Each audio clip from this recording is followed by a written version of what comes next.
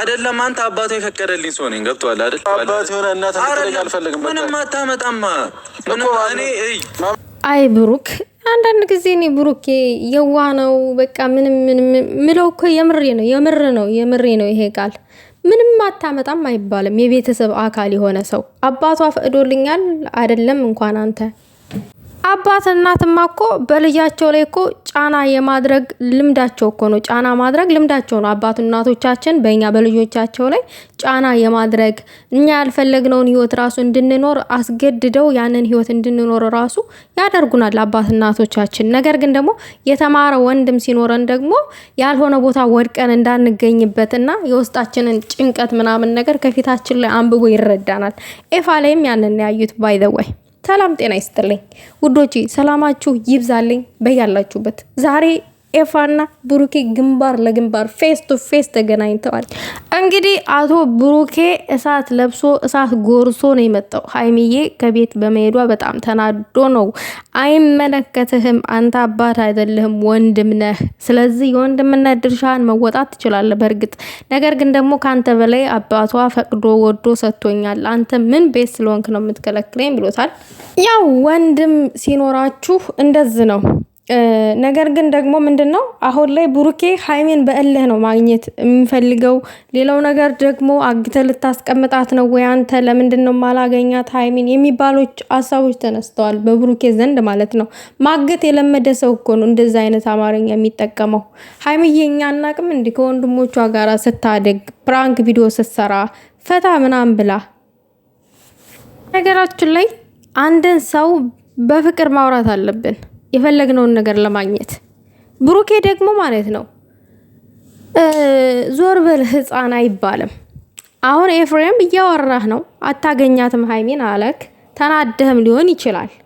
ዞር በል እንደ ህፃን ሊያታውራኝ ህፃን ምናምን ነገር ማለት ለምን አስፈለገ? አሁን ይሄ ተግባር ተገቢ ነው ብለህ ታስባለህ ካንተ? በቃ ንግግር አይጥምም አንዳንድ ጊዜ የምሬን ነው ምልክ። ለዛም ነው የሆነ የወረደ የቅናት ይበሉት የምን ይበሉት ያ በውስጥ ስላለም ነው ሀይሚን ቤት ውስጥ እንደ ቁም እስረኛ የምታስቀምጣት። አናቅም ለምን እንደሆነ ማለት ነው። እና ኤፍሬም ዛሬ የእሷን መከፋቷን አይቶ መጎዳቷን አይቶ እህቴን ከማዛት ቀድሜ ላድናት ብሎ ነገሮቹን ለማስተካከል ርቀት ሄደ እንጂ ያንተን ሀይሚ ምንም ሊያደርግ ብፈልጉ አይደለም፣ እህቱ ናት። ነገር ግን ደግሞ አባት ፈቅዶልኛል፣ አባትህ የፈቀደልኝን ነገር አንተ መከልከል አትችልም ምናምን ነገር አይኖ አባት እናት ሊፈቅዱ ይችላሉ። ወንድማዊ ድርሻውንም ወንድም መብቱን መወጣት ይችላል፣ ወንድማዊ ድርሻውን ማለት ነው። እኔ እንደዛ ነው የምረዳው። ኤፍሬምም የወንድምነቱን ማድረግ ያለበትን ነገር ትክክለኛውን ነገር ነው ያደረገው አሁን ላይ ብዬ አስባለሁ። ነገር ግን ደግሞ ምርጫው ዝጋ ሀይሚ ጋር አለ። ብሩኬ እንዳልከው ማለት ነው አገናኘኝ ብሎ ዛቻ አያስፈልግም። ማገናኘት ካለበት ያገናኛል። መዛቱ ለምን አስፈለገ? ሁሉ ነገር በዛቻ ነው የሚሆነው እንዴ?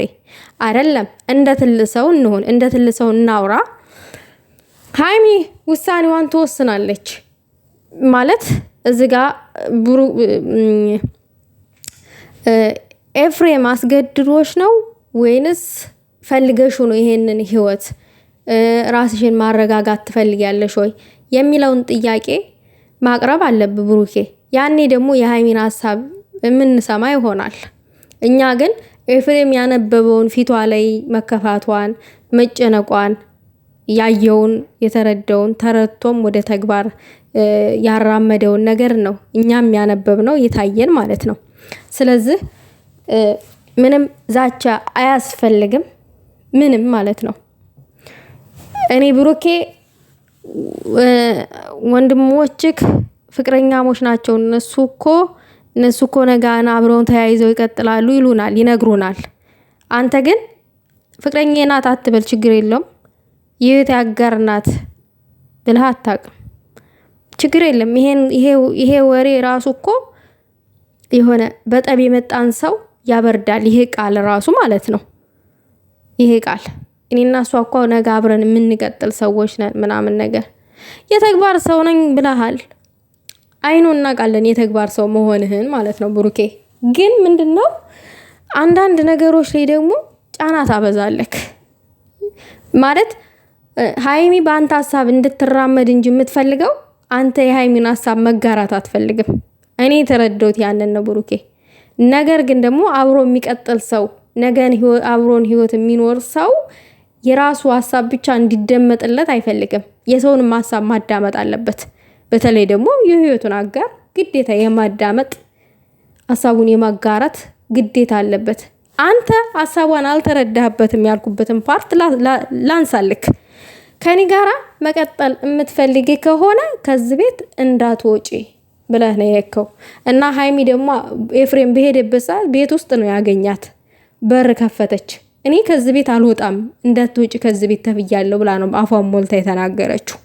አይክ ሃይሚ አንተን ገና የምትፈልግ ከሆነ ከኔ ጋር ህይወት የምትቀጥይ ከሆነ ከዚህ ቤት እንዳትወጪ። ከዛ ቤት ከወጣች አለቀላት፣ ህይወት የላትም ማለት ነው። በቃ እሷ አንተና እሷ ጋር ያለው ነገር አበቃ ማለት ነው። እና ለዛ ነው አንተ የራስክ ፍላጎት ብቻ እንዲሟላ ትፈልጋለህ። የሰው ፍላጎትን አትጠብቅም፣ የሰው ፍላጎትን መተግበርም አትፈልግም። እኔ እንደዛ ነው የተረዳሁት አንተን ብሩኬ። ህይወት እንደዚህ አይደለም የሚመራው፣ መደማመጥ ያስፈልጋል። እንደገና ደግሞ ውስጥ መጮህ ምናምን ነገር እቃ በመስበር ምናምን ይሄ ህይወት ሊስተካከል አይችልም። እልህኛ በመሆን አይደለም። እንደውም ብሩኬ እኔ ልንገርህ አንተ ነህ የህፃን ልጅ ስራ የምትሰራ እንጂ ሌላው ሰው ህፃን አይደለም። እና እንደዚህ እንደ ህፃን ሊያታውራኝ ህፃን ምናምን ነገር ምናምን ብሎ ኤፍሬምን ማንቋሸሽ ጥሩ አይደለም። ምክንያቱም ወንድሞችክ እንዳሉት ነገ እኛ ቤተሰብ ልንሆን እንችላለን። ሆድን አሻክሮ ግን ቤተሰብ መሆን አይቻልም ብሏል። አንተ ደግሞ ሆድን የሚያሻክር ንግግር ነው እየተናገርክ ያለው ብሩኬ ማለት ነው። እና እንደውም ኤፍሬም የወንድምነት ድርሼን አድርጌያለሁኝ። በቃ መጎዳት የለባትም፣ መከፋት የለባትም። ደስተኛ ሆና ትኖራለች፣ እንደፈለገች ሆና ትኖራለች ምናምን። እንድትጨቆን አልፈልግም እህቴ። እሷ ስትኖር ነው ሌላውን የምታኖረው ብሎ በማሰብ በመወሰን ያደረገው ነገር ነው ማለት ነው እንጂ አሁን አንተ ማን ስለሆንክ ነው ምናምን ብሎ እንኳን ዲስሪስፔክት አላደረገህም እዛ ጋር ብሩኬ ማለት ነው። ግን አንተ በቃ የሆነ ኤፍሬምን አመነጫጨከው ምናምን ነገር ነው። እንደዛ መሆን የለበትም። በእልህ ነው ሁሉን ነገር ማድረግ የምትፈልገው ብሩኬ። በእልህና በጉልበት የሚሆን ነገር አይደለም። በእልህ በጉልበት ምናምን ነገር ፍቅርን ራሱ በጉልበት ነው መኖር የምትፈልገው እንጂ በልብ አይደለም። የሆነ በጉልበትክ ነው ማሳየት የምትፈልገው ፍቅርን በራሱ ማለት ነው። ኤፋ ልክ ነው። ኤፋ ምን አለ በንግግሩ? ሁሉም ሰው ስነ ስርዓት መያዝ ካለበት ስነ ስርዓት ይይዛል።